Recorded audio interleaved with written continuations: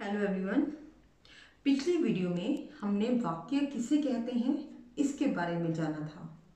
उसी लेसन को हम आगे बढ़ाते हुए वाक्य के बारे में और जानेंगे।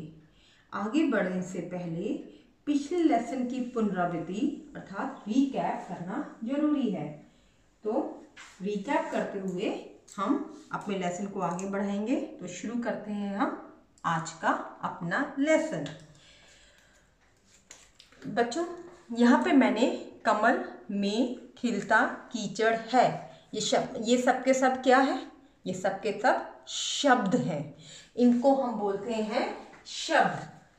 अकेले अकेला वर्ड कमल खिलता में कीचड़ है। ओके, अब मैं जरा इसको ऐसे लिखूं, कमल कीचड़ में खिलता है। ठीक है। अब यहाँ पे ये क्या हुआ? जितने भी शब्द अभी थोड़ी देर पहले यहाँ वहाँ बिखरे पड़े थे, वो सब के सब एक साथ एक लाइन में आ गए। वो सब के सब क्या बना लिए इन्होंने? ग्रुप ऑफ वर्ड्स बना लिया। तो वाक्य की पहली शर्त थी, पहला नियम था कि वाक्य में ग्रुप ऑफ वर्ड्स होना चाहिए। अकेला कमल शब्द वाक्य नहीं बना सकता। अकेला कीचड़ शब्द वाक्य की श्रेणी में नहीं आता। लेकिन जब मैं कमल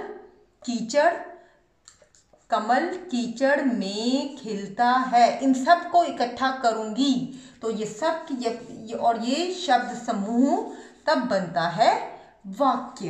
क्लियर? तो पहला क्या बताया था आपको? पहले क्या विशेषता बनाई थी कि वह शब्दों का समूह होना चाहिए। और दूसरा, अच्छा जैसे अब हम दूसरी विशेषता से पहले यहां पे करती हूं मैं, कमल है खिलता में कीचड़। शब्द समूह है, कोई मना नहीं कर सकता कि ये शब्द समूह नहीं है। ग्रुप ऑफ वर्ड्स है। ग्रुप ऑफ वर्ड्स, बिल्कुल सही बोला आपने, ग्रुप ऑफ वर्ड्स है। लेकिन इन ग्रुप ऑफ वर्ड्स में कुछ गड़बड़ है। और वो क्या गड़बड़ है कि ये जितने भी ग्रुप ऑफ वर्ड्स हैं ये प्रॉपर सीक्वेंस में नहीं है। प्रॉपर सीक्वेंस यानी हिंदी में व्यवस्थित क्रम में नहीं है। तो वाक्य बनने के लिए, वाक्य की श्रेणी में आने के लिए इन शब्द समूहों का व्यवस्थित क्रम में होना जरूरी है। और वो व्यवस्थित क्रम क्या है? व्यवस्थित क्रम है कमल कीचड़ में खिलता है। ओके, ये हमारा व्यवस्थित क्रम है। और व्यवस्थित क्रम है और हमें जो मैं आपको बात कहना चाह रही हूं, ये भी लिखा है मैंने, शब्द समूह ये भी लिखा है, ये व्यवस्थित क्रम में है। अब इन दोनों में से फटाफट से कौन सी बात आपको पूरी तरह से और जल्दी समझ में आ रही है? ये बात। तो इसका अर्थ जो भी मैं कहना चाह रही हूँ, जो भी लिखा है वो फटाफट से आपको जो लिखा है वही समझ में आ रहा है। वो कौन से सेंटेंस में? सेंटेंस नंबर 1 या सेंटेंस नंबर 2?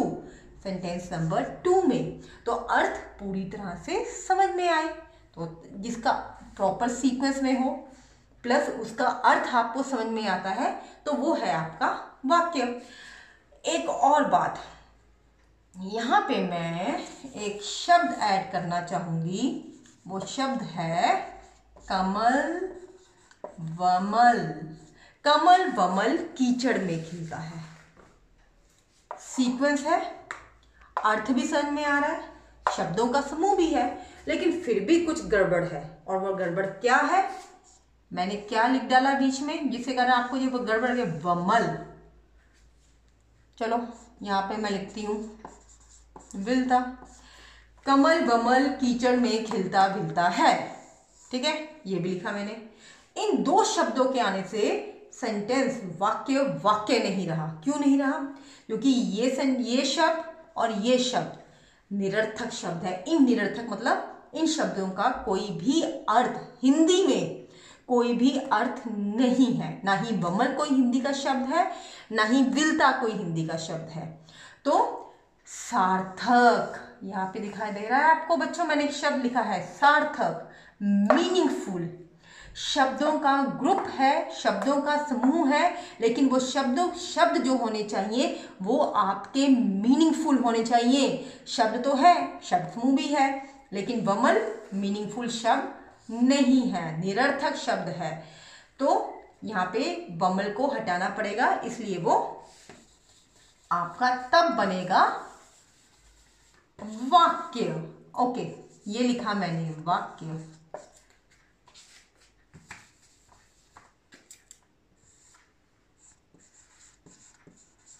लो जी, एक और उदाहरण आपके सामने पेश है। कमल कीचड़ में खिलती है। शब्दों का सार्थक समूह। कोई ऐसा शब्द है जो हम बोलेंगे हिंदी में तो इसका मतलब होता ही नहीं, ऐसा कुछ नहीं है। व्यवस्थित क्रम, प्रॉपर सीक्वेंस है, मीनिंगफुल है, अर्थ पूरी तरह से समझ में आ रहा है, तो फिर गड़बड़ क्या हुई है? गड़बड़ कहाँ हुई है? कमल कीचड़ में खिलती है, नहीं, यहां पे क्या आना चाहिए? खिलता है। कमल कीचड़ में खिलता है। तो अगर मैं यहाँ पे खिलती लगाऊंगी तो वो व्याकरण की दृष्टि से ग्रामेटिकली रॉन्ग है, ग्रामेटिकली गलत है, व्याकरण की दृष्टि से ये गलत है। तो यहाँ पे आना चाहिए कमल कीचड़ में खिलता है, तब ये बनेगा हमारा वाक्य। तो समझ में आ गया? लास्ट वीडियो में भी आपको अच्छी तरह समझाया गया था, इसमें भी आपको मैंने दोबारा से समझाया है कि वाक्य की विशेषताएं क्या है। शब्दों का सार्थक समूह, हम ये वाला सेंटेंस देखेंगे, ये ऊपर वाला नहीं देखेंगे, हम इसको देखेंगे। शब्दों का सार्थक समूह, और जो भी शब्द समूह है वो सारे के सारे शब्द सारे मीनिंगफुल है, सार्थक है, व्यवस्थित क्रम है, प्रॉपर सीक्वेंस में है, अर्थ पूरी तरह से समझ में आ रहा है, और व्याकरण की दृष्टि से ये बिल्कुल शब्द समूह बिल्कुल सही है। तो ऐसा शब्द समूह जिसमें ये सारे के सारे फीचर्स हों, सारी की सारी विशेषताएं हों, उसको हम बोलते हैं वाक्य।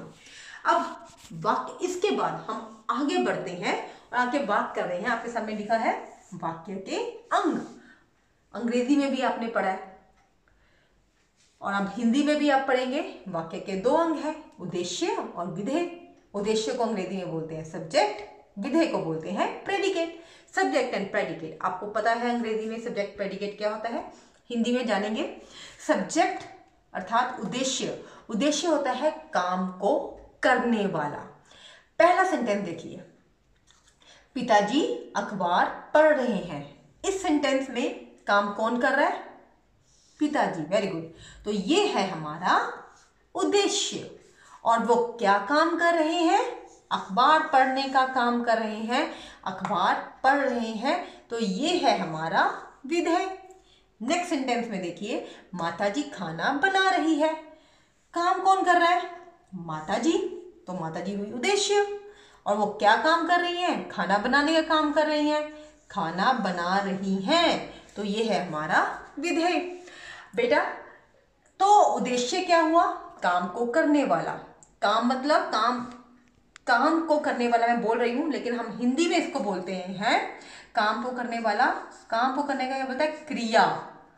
क्रिया को करने वाला वो है हमारा उद्देश्य। और क्रिया को कौन कर रहा है? काम को कौन कर रहा है? यहाँ पे माताजी। एक और चीज ऐड कर रही हूं मैं आपके लिए जो आपको आगे फायदेमंद होगी, वो है कर्ता। काम को करने वाला कहलाता है कर्ता। तो उद्देश्य को एक तरह से हम कह सकते हैं कर्ता। तो क्रिया को करने वाला उद्देश्य है, कर्ता हमारा उद्देश्य है, और कर्ता क्या काम कर रहा है? वो है क्या काम कर रहा है, वो है हमारा विधेय। अच्छा, ये तो यहां तक तो आपको समझ में आ चुका होगा। एक सेंटेंस में, और इसी को मैं दोबारा से रिपीट कर रही हूं, जरा ध्यान देना। माताजी खाना बना,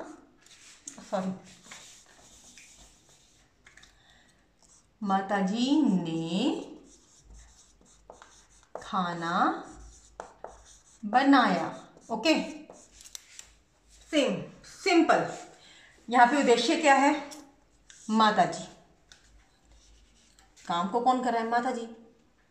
और वो क्या काम कर रही है? खाना बनाने का काम कर रही है। खाना बनाया, ये काम कर रही हैं, तो ये हमारा विधेय है। माता जी हमारा है उद्देश्य, खाना बनाया हमारा है विधेय। तो बेटा ये ने क्या हुआ? ने किस में हम ऐड करें? उद्देश्य में ऐड करें या विधेय में ऐड करें? नेम ने तो कहीं ना कहीं जाना है। ने ऐसे थोड़ा कहीं भी मैं इसको छोड़ दूंगी कि नहीं तुम उद्देश्य में आ जाओ, नहीं तुम विधेय में चले जाओ, कुछ ना कुछ तो होगा ना। तो यहाँ पे ने है कर्ता, ने का, के, की, जो भी हमारे कारक चिन्ह होते हैं वो सारे के सारे हमारे उद्देश्य के अंदर आते हैं। ये बात ध्यान में रखनी है आपने हमेशा कि जो भी हमारे कारक चिन्ह है, कारक चिन्ह क्या है आपने याद किए होंगे, कर्ता ने, कर्म को, करण से, ने, का, के, की, से, के द्वारा, ये सारे के सारे हमारे कारक चिन्ह हैं, ये हमारे उद्देश्य के अंतर्गत आएंगे। तो उम्मीद है वाक्य आपको किसे कहते हैं, वाक्य में क्या गुण होने चाहिए, आपको अच्छी तरह समझ में आ चुका होगा। और वाक्य के अंग 2 हैं, उद्देश्य और विधेय। कर्ता क्या होता है, क्रिया क्या होती है, ये सब चीजें आपको भी अच्छी तरह समझ में आ चुकी होंगी। नेक्स्ट वीडियो में हम बात करेंगे वाक्य के भेद की। वाक्य के भेद वो हम नेक्स्ट वीडियो में पढ़ेंगे, और तब तक आप इसको अच्छी तरह से जानने की और समझने की कोशिश कीजिए। Thank you.